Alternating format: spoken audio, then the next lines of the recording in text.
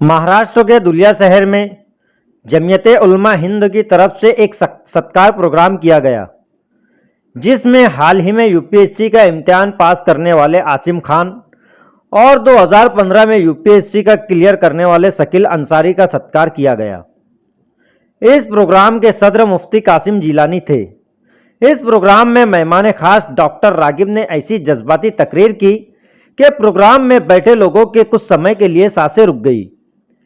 इस प्रोग्राम को ऑर्गेनाइज जमीयत उलमा हिंद के उप अध्यक्ष हाजी गुफरान सेठ, शहर अध्यक्ष मुफ्ती मसूद कासमी साहब, मुफ्ती अल्ताफ़ हुसैन, हाजी अनीस अहमद, हाजी आसिफ अहमद, इस्माइल सर, जमील भाई, Shamsuddoha master, Ridwan sir, Raju Rustam, Alamgir master, Abdul Ahad Asadi, Maulana Anas और मौलवी अफसर वगैरह ने किया था। तो ये भी नहीं पता ये आज है या कल नहीं है, क्योंकि कल आदेश आएगा इस्तीफा दो। आपने देखा 3 महीने में 3 मुख्यमंत्री बदले गए। तो ये गलतफहमी मत रहना कि मुल्क कोई नेता चलाता है, मुल्क चलाते हैं ब्यूरोक्रेट्स।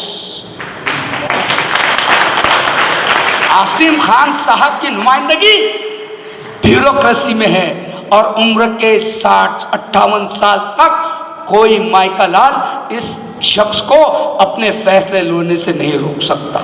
ये सस्पेंड कर सकते हैं, ट्रांसफर कर सकते हैं। मुझे मुंडे साहब का डायलॉग याद है, एक बहुत बड़े आईएएस ऑफिसर मुंडे, उनकी 15 साल में 18 बदली की गई।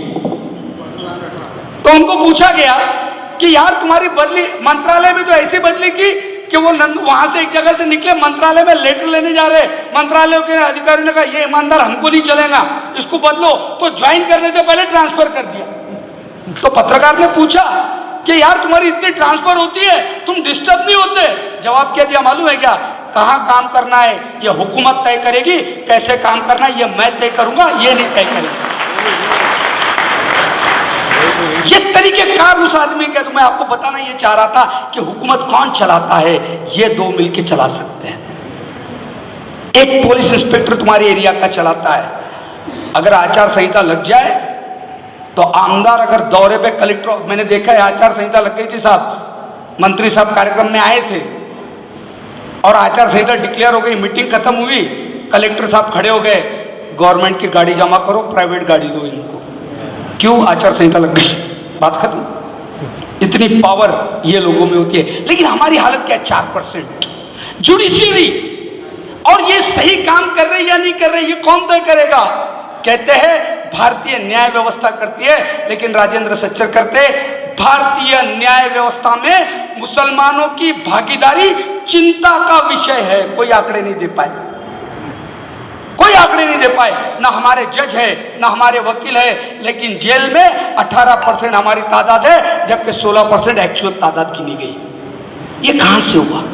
मैं आपको एक ही चीज कह रहा हूं दोस्तों, मेरे बुजुर्गों, हमारे इख्तलाफात थे, है और रहेंगे, मुझे उसमें नहीं पढ़ना है, लेकिन मेरी गुजारिश है कि जदुलिया में अगर एक मशाल जली है तो पूरा जंगल जलाने के लिए एक मशाल काफ़ी होती है।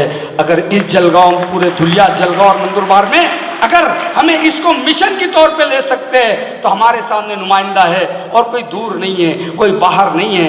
आज कोशिश करने की ज़रूरत है, बिल्कुल इख्तलाफात को ख़त्म करिए और एक सेंटर, एक स्टडी सेंटर आज आप कायम कीजिए।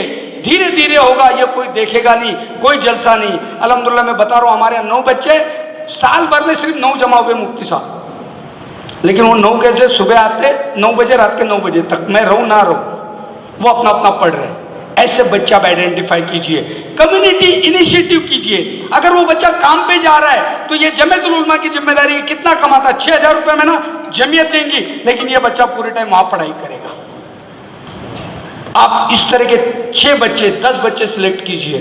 मैं आखिरी बात कह के बात खत्म कर दे रहा हूँ। आईएएस को लेके हमारे 4% होते हैं। मैं सच्चर रिपोर्ट का हवाला दे रहा हूँ, गवर्नमेंट डॉक्यूमेंट का हवाला दे रहा हूँ। सच्चर साहब ने साबित किया मुसलमानों को लेकर, उन्होंने कहा है कि अगर दिगर कौमों के 100 बच्चे बैठते हैं तो 8 पास होते हैं, लेकिन अगर मुस्लिम बच्चे बैठते हैं, 100 बैठते हैं तो 25 पास होने की ताकत रखते हैं। मैं आसिम खान साहब से गुजारिश करूंगा कि पूरे कितने आईएएस हमारे बने वो तो आप बताइए आंकड़ा, लेकिन एक आंकड़ा ये भी बताइए कितने एफआईआर हुए थे। जस्टिस सच्चर साहब से मेरी पर्सनल मुलाकात 2 घंटे चली थी, राजेंद्र सच्चर साहब से। उन्होंने मुझे पर्सनल में एक बात कही थी, मैं ये समझता हूँ मैं कौम को मेरी जिम्मेदारी है कि उनका